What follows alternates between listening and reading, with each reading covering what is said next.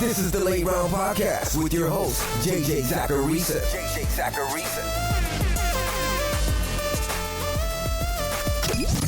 What's up, everyone? It's JJ Zachariason, the editor-in-chief at FanDuel and at NumberFire.com, and this is episode 494 of the Late Round Podcast, one of many shows that are part of the FanDuel Podcast Network.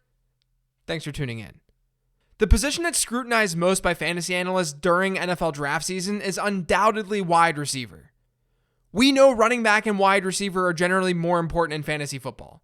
You start more of them in your lineup, so the demand for those positions is higher. But with running backs in the NFL draft, draft capital, or where those running backs were drafted, goes a really long way. Because opportunity works differently at running back than it does at wide receiver. For a running back to see volume, he's got to beat out the players on his depth chart, and then he's got to get the call during a game. Once he's on the field, though, if they call a running play, he sees volume. It takes more coaching intervention for that running back to touch the rock. A wide receiver also has to beat out his teammates to see the field. But then he needs to get open in order to see a target from his quarterback. And getting open doesn't just happen. A wideout has to be talented in some way to earn that target. This is why I generally say that talent does still matter for running backs. A running back still has to beat out competition on his team. But it matters more at wide receiver. There are additional steps needed for that wide receiver to secure volume. That's a really dumbed down way to describe why opportunity and talent aren't the same at running back and wide receiver. And it's indirectly a dumbed down way to describe why draft capital would matter more for running backs than at wide receiver. I can at least tell you that within my models, draft capital matters a lot less at wide receiver than it does at running back. That simply drafting fantasy wide receivers based on where they were drafted, that would yield worse results than if you did the exact same thing at running back. What that means is we've got to be a little bit more careful with how we view wide receivers who are drafted early. No player is bust proof, but that's especially true at wide receiver, even first round wide receivers. On today's show, I'm going to be looking into this in more detail. With so much talk around wide receivers across the fantasy football space, I'm going to look and see if there are any shared characteristics of first-round wide receivers who have been fantasy football busts. And then we'll look and see what this means for the 2021 draft that's coming up in about a month.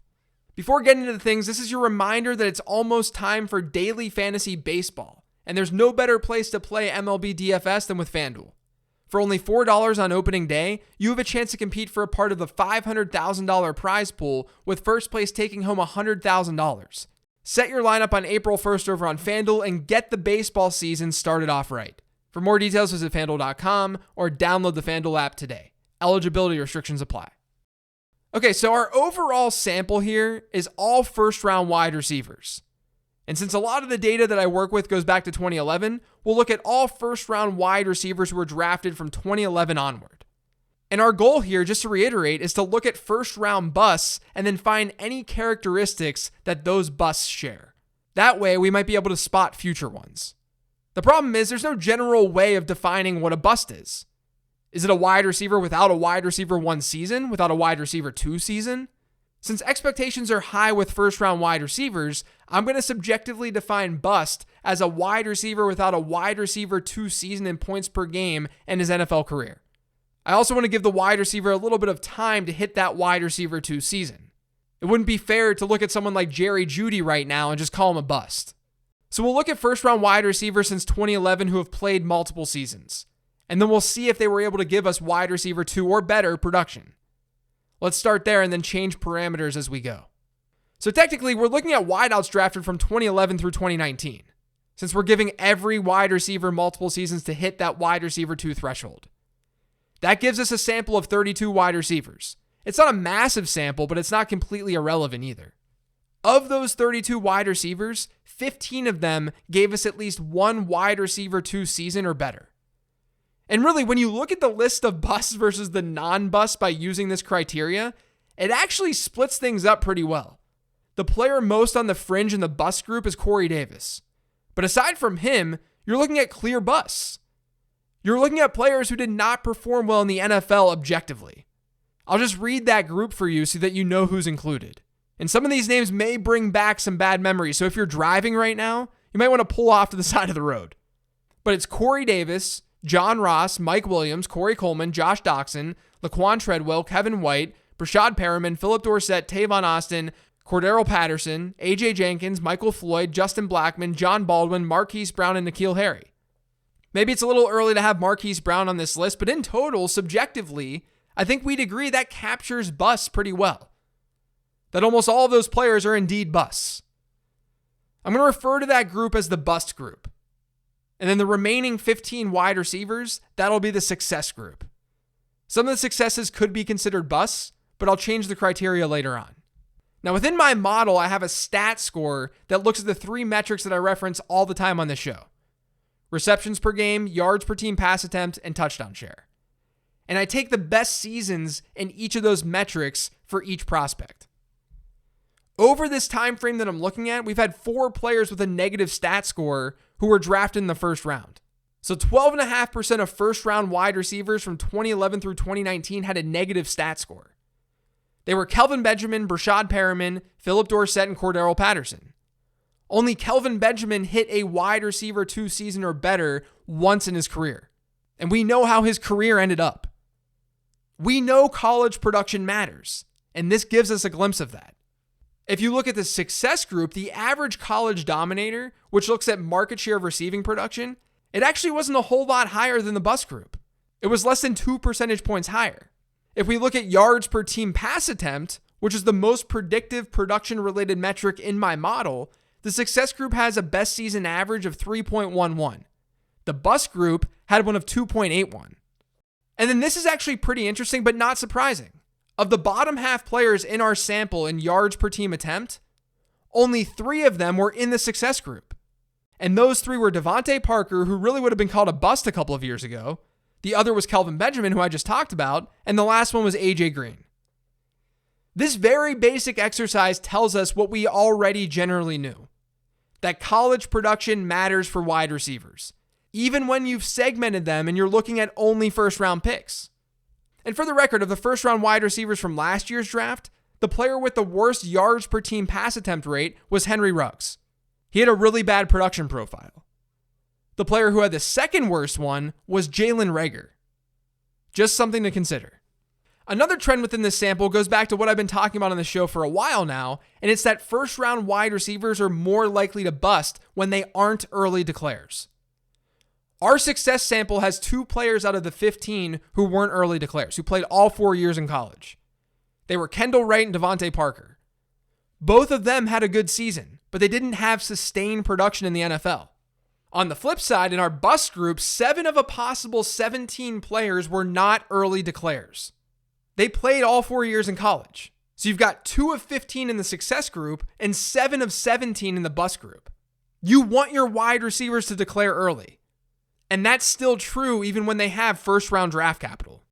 Now, when you look at breakout age, there's actually very little correlation. The median breakout age in our success group was only 0.3 years better than the bust group. Now, that's something, but it doesn't seem as meaningful as the early declare stuff combined with college production. And when you layer in stricter parameters, all these numbers only get stronger. 9 of the players in our sample had multiple years of fantasy success. We'll call them the elite group. Their yards per team attempt average saw an even larger delta between them and the non-elite group. And absolutely 0 of them, none of them played a full 4 years in college. They were all early declares. So let's take a step back for a moment. I threw some numbers at you because it backs the basic stance that's talked about this show all the time. You want productive college wide receivers. You want them to be young, and you want them to declare early. When looking at first-round wide receivers only, the age piece seems to be less significant. And that's probably because in order to be a first-round wide receiver in the first place, a player has some criteria that's already been met. None of these wide receivers were bad prospects in the grand scheme of things. Some of them were definitely overdrafted, and I'm saying that objectively given what production says. But none of them were not worthy of being drafted at all. That's probably why breakout age matters a lot less when looking at first-round wide receiver busts. But what's not being factored in, or what hasn't seemed to matter to front offices that much, is whether or not a player was an early declare. And that's work that my buddy Rich Rebar over at Sharp Football Analysis did last offseason, and that I've referenced on this show a ton ever since. You don't want your first-round wide receivers playing 4 years in college. Maybe if they went to a smaller school, you can be a little bit more lenient, But for them to be truly elite, it's just not happening, at least over the last decade. And that's honestly really critical when looking at this year's class and beyond. Devontae Smith is not an early declare wide receiver. Kadarius Toney played all 4 years, and those are 2 wide receivers who could go in the first round of next month's draft. Devontae Smith is essentially a lock. Now, of the 2, I'm most definitely worried about Toney most given his profile. He has a negative stat score in my model, his yards per team attempt rate is low, and he played all 4 years. He has fantasy football bust written all over him. At least Devontae Smith has the production. He's got production on his side. It's just the early declare piece that's missing for him, given that he's going to be a first-round wideout. Now, I'll have my pre-draft rankings in April, so you'll eventually see and hear where my head's at within the context of this year's draft class. But I feel like as I've moved through analyzing this class, the less I like it. I've gone from feeling really good about this group of wide receivers to recognizing some issues with nearly every single prospect. And today's analysis just re-emphasizes that point. Now, I will say, I think one thing to keep in mind with all of this is that we've had some funkier data that we're working with this year. With the pandemic, players may have made decisions that they otherwise wouldn't have made. We may look back at this draft class and realize that the wide receiver group broke some trends, that they had some non-early declares hit, and maybe they had some unproductive players hit as well. But as I always try to preach on this show, we have to think about how we're utilizing our information. The application is what matters here. We can go into our rookie drafts understanding that circumstances are a little bit different, because they are.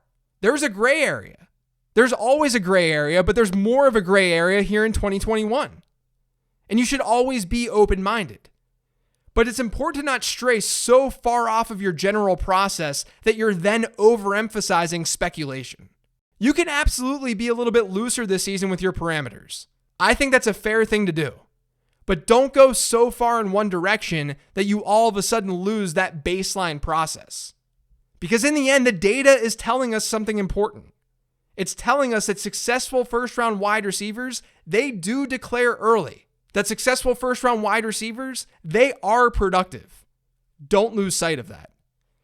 That's going to do it for today's show. Thanks to all of you for listening. If you've yet subscribed to the Late Round Podcast, make sure you are by searching for it pretty much anywhere podcasts can be found. And don't forget to follow me on Twitter @LateRoundQB. Thanks, everyone. I'll talk to you later in the week with the Weekly Mailbag Show.